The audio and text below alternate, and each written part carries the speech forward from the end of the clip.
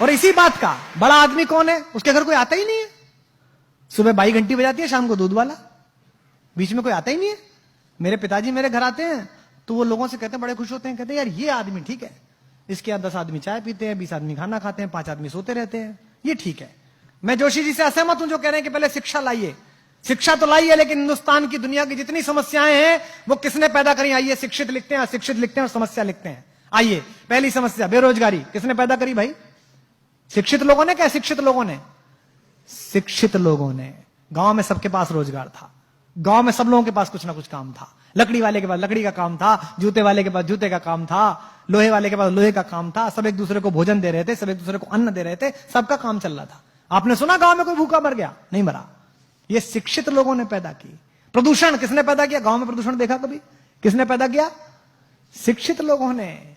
इससे क्या तय होता है कि शिक्षा आपको कार दे सकती है, लेकिन लर्निंग आपको संस्कार दे सकती है।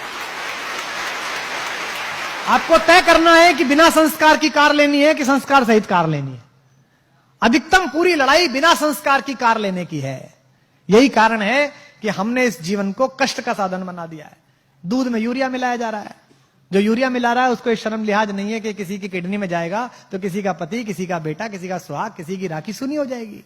उसके खुद के घर में भी बेटी है, उसके खुद के घर में भी पुत्र है। वो सोच के देखे कि मेरे पुत्र को अगर ये यूरिया किडनी फेल कर दे और मेरा बेटा मर जाए तो कैसा लगे। नहीं, वो सोच ही नहीं रहा। उसको लगता है 1000 रुपए फालतू मिलने, थोड़ा सा यूरिया मिला दो। सब्जी वाला यही कर रहा है आपके साथ, अफसर आपके साथ यही कर रहा है, सरकारें आपके साथ यही कर रही हैं, नेता आपके साथ यही कर रहे हैं, क्योंकि हमने इस पूरे प्रोसेस को लर्निंग का बनाया ही नहीं है। हमने इस पूरे प्रोसेस को शिक्षा का बनाया है। और मैं आपसे निवेदन करता हूं कि शिक्षित हो जाइए, पढ़िए, खूब पढ़िए, रिसर्च करिए, इंजीनियर बन जाइए, डॉक्टर बन जाइए, आईएएस बनिए, पीसीएस बनिए, लेकिन लर्निंग सीखिए। कोई नासा नहीं गए थे वो गांव के लोग जो गौरैया को धूल में लेटते हुए बता देते थे कि आज पछुआ के साथ बादल आएंगे। उसने अनुभव से ये जाना था। तो इसका मतलब कुछ ज्ञान ऐसे हैं जो अनुभव से ही आते हैं। महिलाएं बैठी हैं, मातृशक्ति बैठी हैं, मातृशक्ति इस नगर का प्रतिनिधित्व करती हैं। लोग कहते हैं ना बच्चा पैदा हुआ, बच्चा पैदा नहीं हुआ, बच्चे के साथ एक और चीज पैदा हुई, मां पैदा हुई। उससे पहले वो भाभी थी, बेटी थी, बहन थी, मां नहीं थी। अब वो मां पैदा हुई है। मेरी पत्नी मेरी बेटी को डांटते हुए अक्सर कहती है, तू बनेगी ना मां तब पूछूंगी तुझसे। उसको लगता है खराब बात है। अरे ये सही बात है, क्योंकि उससे पहले वो सिर्फ बेटी थी, सिर्फ वो पत्नी थी, सिर्फ वो बहन थी। जिस बार पहली बार उस शिशु ने आकर किलकारी भरी, उस दिन मां को पता चला कि मैं मां हूं, मेरा बोध क्या है, मुझे जगना इसके अनुसार है, मुझे सोना इसके अनुसार है, मुझे इसका सब काम करना है। उस दिन से उसका बोध पैदा हुआ। तो जैसे आप ज्ञान के साथ यात्रा करते हैं, आपके मन में नई जिज्ञासा पैदा होती है, तो यकीन मानिए आप भी पैदा होते हैं, साथ साथ आप भी नए तरीके से पैदा होते हैं। जब आप कोई चीज पढ़ते हैं और आपको एकदम चेतना आती है कि यार क्या अद्भुत बात पढ़ी, तो ये मानिए कि थोड़ा सा जन्म आपका हुआ है। अब आपको तय करना है कि आपको अधूरा पैदा होना है कि पूरा पैदा होना है। आपको विकल दिव्य अंगों के साथ पैदा होना है कि संपूर्ण सुशोभित शरीर के साथ पैदा होना है। इसलिए पढ़िएगा तो ये सोच के मत पढ़िएगा कि ये पास करना है, ये सोच के पढ़िएगा कि मुझे ये जानना है, ये मेरी इच्छा है, ये मैं जानना चाहता हूं। अधिकांशतः हम जो पढ़ रहे हैं, हम ये पढ़ रहे हैं कि ये इतना है, इसको ऐसे करने से ऐसे हो जाएगा। इससे जीवन आगे नहीं जाएगा। गांव में मैं गया तो वो एक गांव के प्राइमरी स्कूल की पहली दूसरी क्लास की अंग्रेजी की किताब देखी, आपने भी देखी होगी।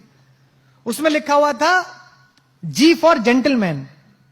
तो सामने कुछ चीजें बनी रहती है ना, अम्ब्रेला बना हुआ है ना, बना रहता है सब। बी फॉर बैलून, तो बैलून बना हुआ है।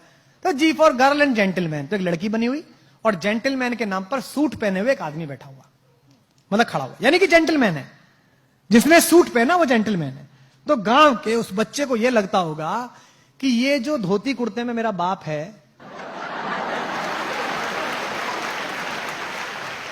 ये जो खेत में जाता है, गुरु ये जेंटलमैन नहीं है। जेंटलमैन कौन है? जेंटलमैन पीडब्ल्यूडी का वो चोर क्लर्क है जो सूट में आता है रोज सुबह सुबह।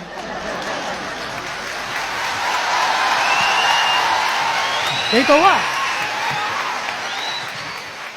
तो जेंटलमैन की परिभाषा क्या बनाई आपने? वस्त्र से बना दिया। आपने बच्चे के दिमाग में आरोपित कर दिया भाव कि जेंटलमैन होना मतलब कपड़े ऐसे पहनना। हमारी भी ब्रांड की टीम लोग कहते हैं कि ये क्या पहन लेते हो आप, आज ही कह रहा था ये क्या पहन लिया। मैंने कहा मेरी कमीज सुनेंगे कि मुझे सुनेंगे?